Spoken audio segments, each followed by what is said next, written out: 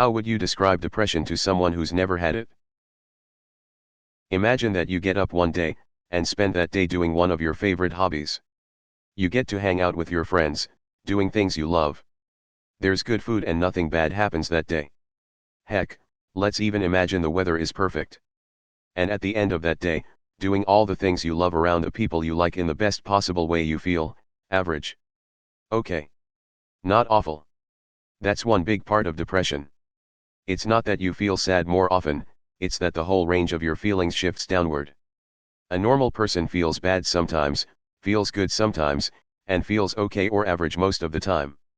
Depression shifts that whole window down, so that your best day is okay, your worst feels awful, and most of the time, you're hurting.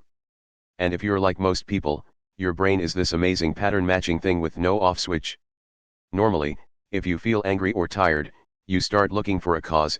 Oh, I forgot to eat breakfast, or I was really hoping my boss would like my proposal, and he didn't, and then things make sense. But if you're depressed, you feel awful all the time for no clear reason at all, and over time, that alone is pretty distressing. I've said it before, feeling fucked up when you're in a fucked up situation doesn't mean you're a fuck up, it means you're a human being.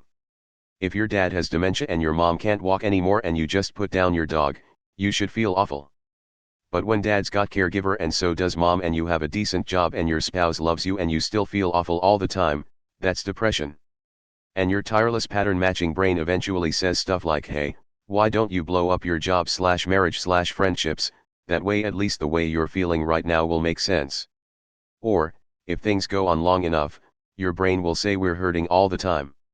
We tried doing things we like, and we still hurt. We tried not doing things, and we still hurt. So clearly, the reason we're hurting is that we're still existing. What if we could change that?